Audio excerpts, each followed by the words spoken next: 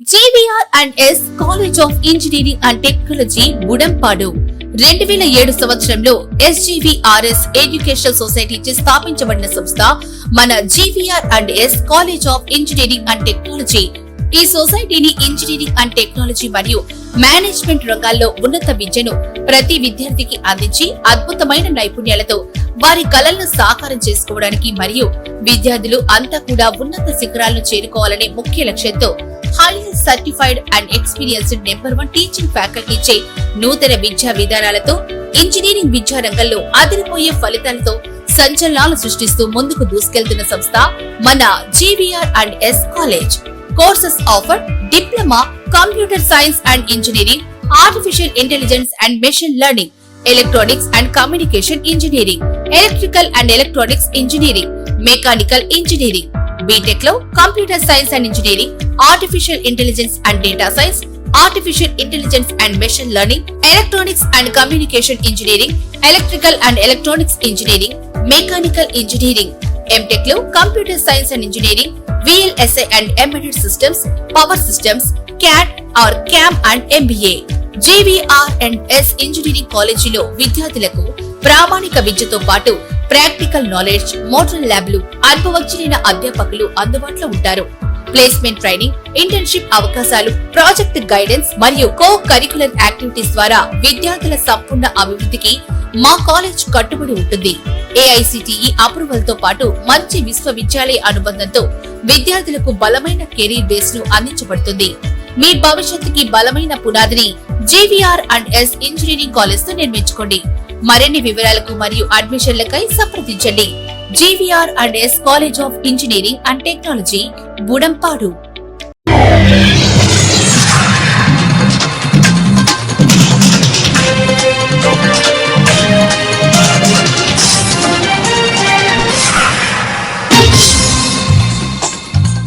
నమస్కారం, city news కు స్వాగతం. ఈనాటి వార్తా విశేషాలు. ఏలూరు నగరంలో దళిత క్రైస్తవులకు, బౌద్ధులకు SC హోదా కల్పించాలని కోరుతూ నగరంలోని ప్రధాన రహదారులపై నిరసన వ్యక్తం చేస్తూ ర్యాలీగా కలెక్టరేట్ వద్దకు చేరుకుని పెద్ద ఎత్తున ధర్నా నిర్వహించారు. ఈ సందర్భంగా దళిత క్రైస్తవులకు, బౌద్ధులకు SC హోదా కల్పించాలని కోరుతూ నినాదాలు చేశారు. ఈ సందర్భంగా ఫాదర్ బాలా, దళిత నాయకులు పేరుకే కరప్రసాద్ పలువురు మాట్లాడుతూ గతంలో దళిత క్రైస్తవులకు SC హోదా కల్పించాలని కోరుతూ ఉద్యమాలు చేసిన సమయంలో అప్పటి కాంగ్రెస్ ప్రభుత్వంలో కొన్ని అవాంతరాలు ఏర్పడడం వల్ల ఆగిపోయారని, అప్పటి నుండి ఇప్పటి వరకు ప్రభుత్వాలు నిర్లక్ష్యం వహించడం వల్ల వీరందరికీ ప్రభుత్వ ఉద్యోగాల్లో రిజర్వేషన్ లేక ఎన్నో ఇబ్బందులు ఎదుర్కొంటున్నారని అన్నారు.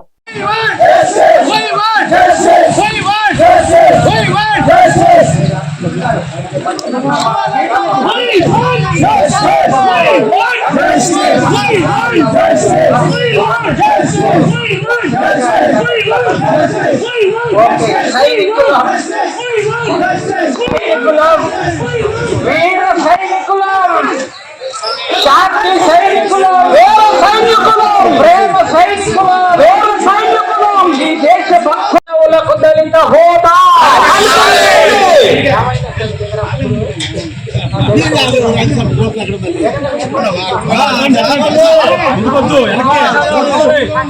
క్రైస్తవుల హోదా, క్రైస్తవుల హోదా, దళిత హోదా, దళిత హోదా, దళిత క్రైస్తవులకు SC హోదా ఇవ్వాలని ఈరోజు బ్లాక్ డేగా నిరసన చేస్తున్నాము. ఈరోజు ప్రత్యేకతగా ఏలూరు చుట్టుపక్కలటువంటి గ్రామముల నుండి దళితులకు, క్రైస్తవ SCలకు, SC క్రైస్తవులకు, దళిత క్రైస్తవులకు SC హోదా ఇవ్వాలని ఈ ఏలూరు నగరం చుట్టుపక్కల గ్రామంలో కూడా పాస్టర్లు, బిషప్ గారులు, అమ్మగారులు, ఫాదర్స్ అందరూ కూడా నిరసన చేస్తున్నాము. ఈ రోజు ఇక్కడికి వచ్చినటువంటి ప్రతి ఒక్కరు కూడా నేను ప్రత్యేకమైన ధన్యవాదాలు తెలియజేస్తున్నాను.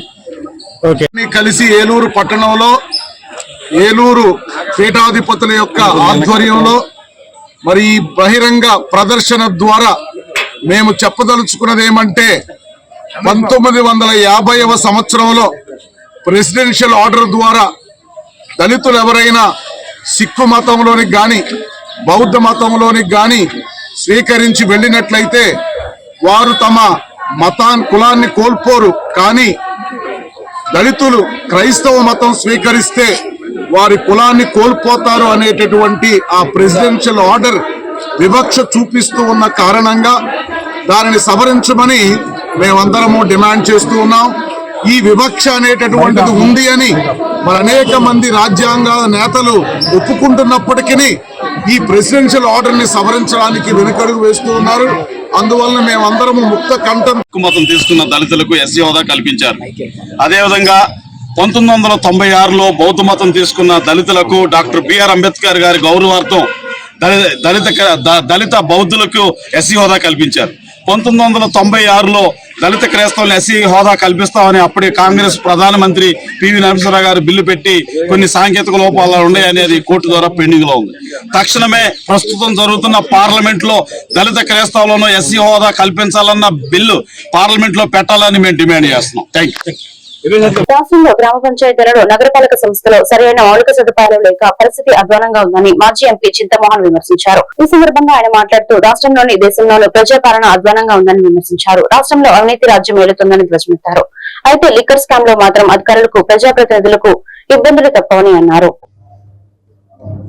ఈరోజు ఏలూరు సిటీకి రావడానికి కారణం 4 ప్రధానమైన అంశాలు మీ ముందు ఉంచేదానికి రావడం జరుగుతా ఉంది. మొదటిది గ్రామాలు, గ్రామ పంచాయతీలు, కార్పొరేషన్లు, గ్రామాల్లో ఎస్సీ ఎస్టీ ఓబీసీల పరిస్థితులు. రెండవది రాజధాని, మూడవది అవినీతి, నాలుగవది మోడీ పరిపాలన, చంద్రబాబు పరిపాలన, క్రితంలో నాయకుల పరిపాలన, చివరిలో దేశంలో పత్రికా స్వేచ్ఛ, దానిపైన కూడా నేను మాట్లాడదలుచుకున్నాను. గ్రామాల్లో పరిస్థితులు చాలా బలహీనంగా ఉన్నాయి. సర్పంచులు అల్లాడుతున్నారు నిధులు లేక. బల్బు మార్చుకోవాలన్నా కూడా నిధులు లేవు, రోడ్డు వేసేదానికి అసలు లేవు. మరి కాంగ్రెస్ ప్రభుత్వం ఉన్నప్పుడు, రాజీవ్ గాంధీ బ్రతుకున్నప్పుడు సర్పంచులకు నేరుగా చెక్కులు పంపించేవాళ్ళం.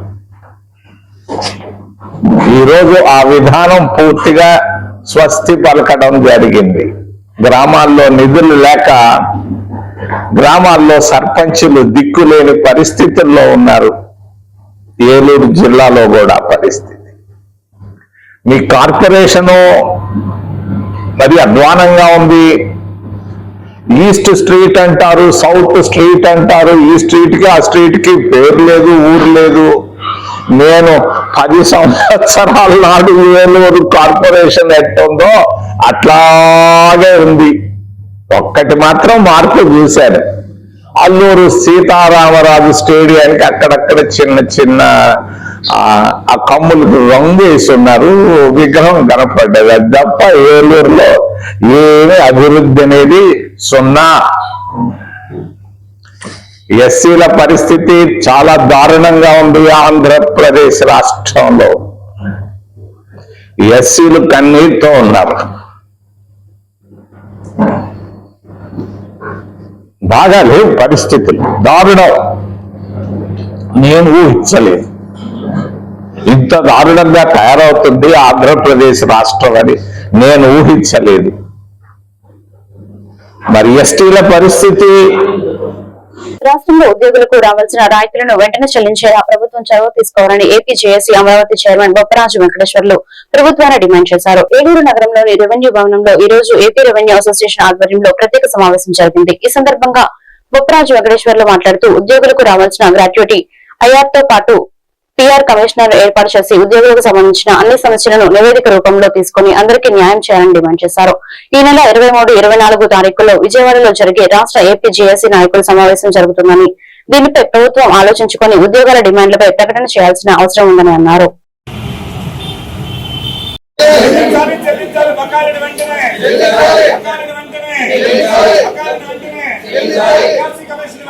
ఏపీ జేఏసీ అమరావతి పక్షాన ఉమ్మడి జిల్లాల ప్రాతిపదికన జిల్లాల పర్యటన చేస్తూ ఉద్యోగుల యొక్క సమస్యలు, అదేవిధంగా వారికి ఉన్నటువంటి ఇబ్బందులు, అలాగే ఈ ప్రభుత్వం వచ్చిన తర్వాత ఉద్యోగులకి జరుగుతున్నటువంటి అంశాలు ఇవన్నీ చెప్పుకుంటూ ఇప్పటికే దాదాపు ఈ జిల్లాతో 11 జిల్లాలు, ఉమ్మడి జిల్లాలు పూర్తి చేసుకున్నాం. ఇంకా 2 జిల్లాలు మాత్రమే మిగిలి ఉన్నాయి. మరి ఈ సందర్భంగా అన్ని జిల్లాల పర్యటన చేసిన మీదట ఈ రాష్ట్రంలో ఉన్నటువంటి ప్రతి ఉద్యోగి, ప్రతి ఉపాధ్యాయుడు, ప్రతి కాంట్రాక్ట్ ఉద్యోగి, ప్రతి అవుట్సోర్సింగ్ ఉద్యోగి, ప్రతి గ్రామ వార్డు సచివాలయ ఉద్యోగి కోరుకునేటువంటి అంశము, ఎందుకు మనకి ఇంకా మనం కోరుకున్నటువంటి కూటమి ప్రభుత్వం వచ్చి కూడా సంవత్సరం దాటిపోయినా కూడా ఇంకా కనీసం పిఆర్సి కమిషనర్ అంటే ఎలాంటి ఆర్థిక పరమైనటువంటి కూటమి ప్రభుత్వం అధికారంలో రావాలని ఉద్యోగులంతా ముక్త కంఠంతో కోరుకోవడం జరిగింది. దానికి కారణం గత ప్రభుత్వ హయాంలో ఉద్యోగుల పట్ల ఇబ్బందులు కూడా ఈ ప్రభుత్వం వచ్చినాక తీరుతాయనే ఆలోచనతో కోరుకోవడం జరిగింది. ఇవాళ ప్రభుత్వ ఉద్యోగులు కానీ ఎవరైనా సరే ఇవాళ కొంతమ్మ కోరికలు కానీ కొత్త కోరికలు ఎవరు అడగట్లే. గౌరవ ముఖ్యమంత్రి గారు ఏదైతే కూటమి నాయకులుగా మేనిఫెస్టో విడుదల చేసి ఉద్యోగుల సమస్యలు పరిష్కరిస్తామని ఏదైతే ఎన్నికల మేనిఫెస్టోలో హామీ ఇచ్చారో, గత ప్రభుత్వం రివర్స్ పిఆర్సీ చేసింది. ఆ పిఆర్సీలు న్యాయం చేస్తామని హామీ ఇచ్చారు. అలాగే మీకు రావాల్సిన బకాయిలని చెల్లిస్తామని హామీ ఇచ్చారు. డిఏ బకాయిలను చెల్లిస్తాము, డిఏలు అప్ టు డేట్ చేస్తామని హామీ ఇచ్చారు. మా ప్రభుత్వం వచ్చిన ఐఆర్ ఇస్తామని హామీ ఇచ్చారు. అవుట్ సోర్సింగ్ ఉద్యోగుల సమస్యలు పరిష్కరిస్తామని, పెన్షనర్స్ సమస్యలు పరిష్కరిస్తామని కూడా హామీ ఇవ్వడం జరిగింది. అంటే ఇవాళ ఉద్యోగులు కోరుకుంటున్నటువంటి డిమాండ్స్ కొత్తగా మేము కోరుకోవట్లేదు. కానీ ఈ ప్రభుత్వం అనుకోవచ్చు, గత ప్రభుత్వం సకాలంలో జీతాలు ఇవ్వలేదు, పెన్షన్లు ఇవ్వలేదు, మేమైతే సకాలం ఇస్తున్నామని చెప్పేసి. జీతాలు పెన్షన్లు అనేది జనరల్ గా పనిచేస్తుంది. ముఖ్యంగా మహిళా ఉద్యోగులకు సంబంధించి గౌరవ ముఖ్యమంత్రి గారు అడగకుండానే జీవోఎంఎస్ నంబర్ 21ని ఇచ్చి 2 పిల్లల కంటే ఎక్కువ మంది పిల్లలు ఉన్న వాళ్ళకి ప్రసవ సెలవులు ఇస్తున్నారు. సంతోషం, అడగకుండానే ఇచ్చారు. అలాగే చైల్డ్ కేర్లు కేంద్ర ప్రభుత్వ ఉద్యోగులకు 2 సంవత్సరాలు ఉన్న చైల్డ్ కేర్లు, రాష్ట్ర ప్రభుత్వ ఉద్యోగులకు కూడా 2 సంవత్సరాలు ఇస్తే ఎవరైనా పిల్లలే కాబట్టి మా పిల్లల యొక్క సంరక్షణ గురించి కానీ, మా పిల్లల యొక్క చదువుల గురించి కానీ ఉపయోగించుకునేదానికి అవకాశం ఉంటుందని చెప్పేసి మీ అందరినీ విజ్ఞప్తి చేస్తున్నాను. మహిళలకు ఎక్కువ ప్రాధాన్యత ఇచ్చే ఈ గవర్నమెంట్ లో మహిళా ఉద్యోగుల తరఫున కూడా మా యొక్క సమస్యలు పోలీసింగ్ సేవలు జిల్లాలో సాంకేతికతతో మరింత సమర్థవంతంగా పారదర్శకంగా మారుతూ ఉన్నాయని జిల్లా ఎస్పీ కె ప్రతాప్ శివకిషోర్ అన్నారు. ఏలూరులోని జిల్లా పోలీస్ కార్యాలయంలో ఈ రోజు ఏలూరు జిల్లా పోలీస్ సిబ్బంది ఆధునిక సాంకేతిక పరిజ్ఞానాన్ని ఉపయోగించి దర్యాప్తులో ఆధునిక ఆధారిత టూల్స్ లో వినియోగం కొరకు సిబ్బందికి అవగాహన కార్యక్రమం నిర్వహించారు. నూతన చట్టాలు బిఎన్ఎస్ఎస్ మరియు బిఎస్సి 2024 న్యాయ సహాయ యాప్ మరియు ఆర్టిఫిషియల్ ఇంటెలిజెన్స్ టోల్ పై సిబ్బందికి అవగాహన కల్పించారు.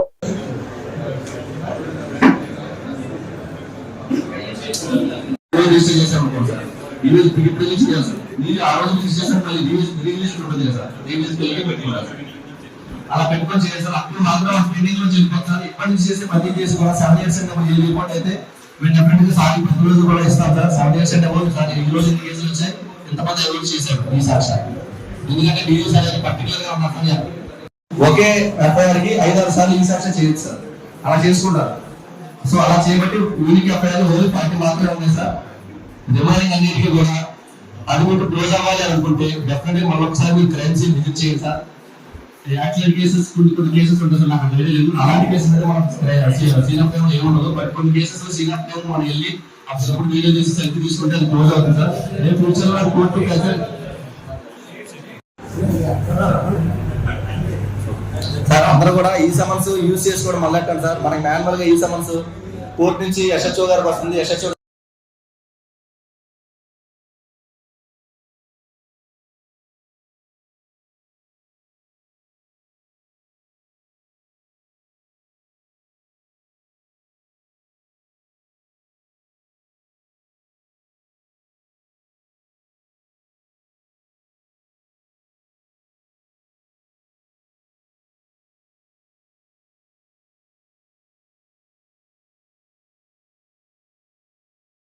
డ్యామేజ్ ఉంది, సీసీ కెమెరా లేకపోతుంది, మనం దాన్ని యూజ్ చేయకపోతే మనకేం తెలుస్తుంది?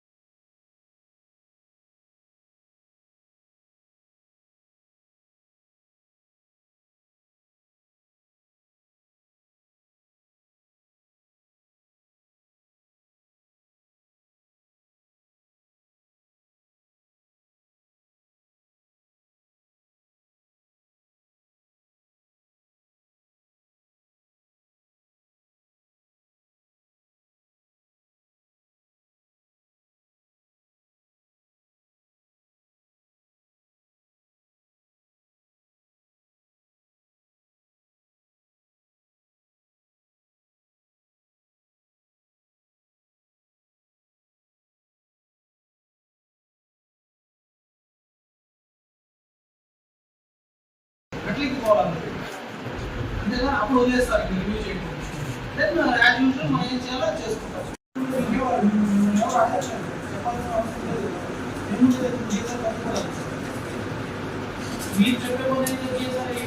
తల్లిపాలు ప్రాముఖ్యతపై జిల్లాలోని ప్రతి గర్భిణీ బాలింతలకు అవగాహన కల్పించాలని జిల్లా కలెక్టర్ కె వెట్టిసెల్వి అన్నారు. తల్లిపాల వారోత్సవాల కార్యక్రమంలో భాగంగా కలెక్టరేట్ లోని గౌతమి సమావేశాలలో ఈ రోజు తల్లిపాల ప్రాముఖ్యతను తెలియజేసి పోస్టర్ ను కలెక్టర్ ఆవిష్కరించారు. అనంతరం గర్భిణీలకు పౌష్టికాహారం అందించారు. ఈ సందర్భంగా కలెక్టర్ మాట్లాడుతూ బిడ్డ పుట్టిన వెంటనే బిడ్డకు తల్లి ముర్రిపాలు తప్పనిసరిగా పట్టించాలన్నారు. తల్లిపాలు తాగే పిల్లలకు రోగనిరోధక శక్తి పెంపొందుతుందన్నారు.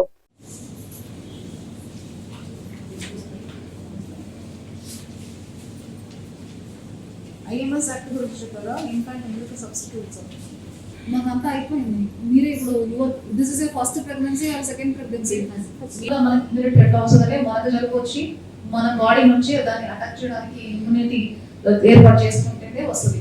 కానీ తల్లిపాల డ్యూటీ ఒకటే, అందులో లైఫ్ సెల్స్ ఉంటుంది, అదే యాక్టివ్ గా పిల్లలకి డైరెక్ట్ గా ఇమ్యూనిటీ ఇవ్వడానికి హెల్ప్ఫుల్ గా ఉంటుంది అనే ఉద్దేశం ఉంటే ఎస్పెషల్లీ ఆ ఫస్ట్ డే డెలివరీ అవ్వగానే మనం డాక్టర్ కి ఏదైనా ఆశా వర్కర్ కి మెడికల్ ఆఫీసర్ అంగన్వాడీ అందరికీ చెప్పి ఉన్నాం. దట్ ఈస్ మోర్ ఇంపార్టెంట్ అని చెప్పేసి అది ఒకటి.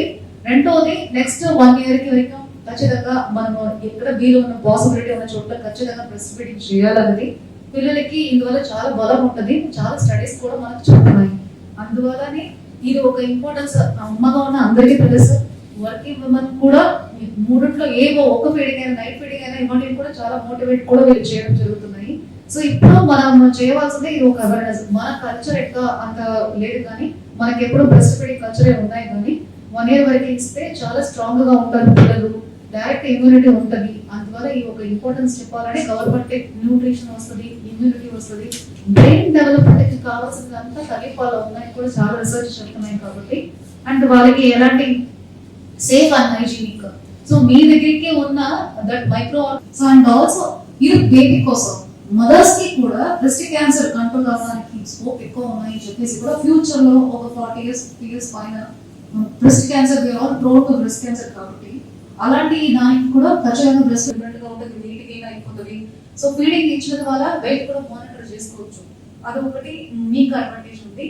అండ్ తర్వాత స్పేసింగ్ అది మెన్సురేషన్ అది ఉండకపోవచ్చు, that cannot be done. Oxytocin అనే హార్మోన్ సెక్రెట్ అవుతున్నాయి కాబట్టి తొందరగానే మీరు రికవర్ అయ్యి ఒక మంచి ఇవన్నీ మీరు తెలుసుకునే నేను చెప్పాను, మీరు చేయకుండా ఫార్ములా వాటర్ అందరికీ కోరుకుంటున్నాము. అలాగే మనం ఇక్కడ పార్టిసిపేట్ చేసిన ప్రతి ఒక్కరు కూడా ఈ మెసేజ్ ని లాస్ట్ మినిట్ వరకు కన్వే చేయాలి. బ్రెస్ట్ ఫీడింగ్ మదర్ వర్క్ కాబట్టి ఫాదర్ కి ఎలా. పశ్చిమ గోదావరి జిల్లా భీమవరం పట్టణంలో వెంచేసి ఉన్న ప్రముఖ ఇలువేలుపు ఆరాధ్య దైవం శ్రీ మావుల్లమ్మ అమ్మవారి శాశ్వత నిత్యాన్న ప్రసాద పథకానికి తూర్పు గోదావరి జిల్లా రాజనగరం కి చెందిన ఎస్ వెంకటేష్ శ్రీమతి మనీషా దంపతులు ₹1,00,000 విరాళంగా అందజేశారు. వీరికి ఆలయ ప్రధాన అర్చకులు బ్రహ్మశ్రీ మద్రాల మల్లికార్జున శర్మ పూజలు మరియు ఆశీర్వచనాలు నిర్వహించారు. ఆలయ సహాయ కమిషనర్ బుద్ధ మహాలక్ష్మి నగేష్ శేషవస్త్రం ప్రసాదం ఫోటో అందజేశారు.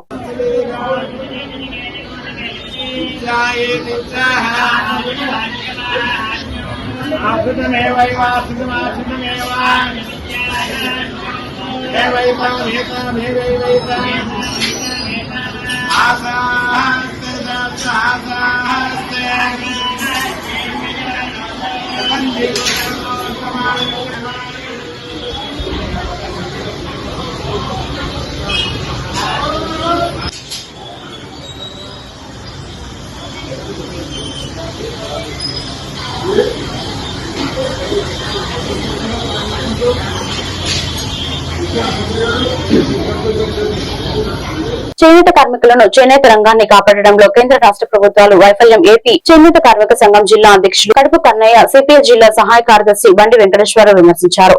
ఏలూరు నగరంలోని 36వ డివిజన్ భగత్ సింగ్ సెంటర్ లో జాతీయ చేనేత దినోత్సవం ఘనంగా నిర్వహించారు. ఈ సందర్భంగా ఆత్మగాంధీ చిత్రపటానికి నూలుపోగు దండ వేసి నివాళులర్పించారు. ఈ సందర్భంగా నాయకులు మాట్లాడుతూ చేనేత రంగానికి కేంద్ర రాష్ట్ర ప్రభుత్వాలు వార్షిక బడ్జెట్ లో అరాకొర నిధులను కేటాయిస్తూ చేనేత పరిశ్రమను చిన్నచూపు చూస్తున్నారని విమర్శించారు.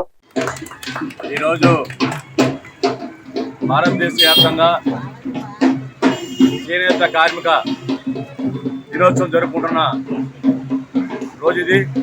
ఈ రోజున భారతదేశంలో కానీ రాష్ట్రంలో కానీ చేనేత కార్మికులు అనేక సమస్యల్ని ఎదుర్కొంటున్నారు. ఈ రాష్ట్రంలో అయితే కూటమి ప్రభుత్వం వచ్చిన తర్వాత చేనేత కార్మికులకి ఒక రాయితీ అవధి ఇచ్చింది. మగ్గాల మీద పనిచేసే వాళ్ళకి, సొంత మగ్గాలు ఉన్న వాళ్ళకి 200 యూనిట్లు, మామూలు మగ్గాలకి ఉచిత కరెంటు, మరమగ్గాల వరకు 500 యూనిట్ల వరకు ఉచిత విద్యుత్ అని చెప్పేసి మాట హామీ అవుతూ ఇచ్చింది. కానీ ఇంకా జీవో జారీ చేయలేదు. ఆ విధంగా ఇస్తే కొంత ఊరట చేనేత కార్మికులకు కలుగుతుంది.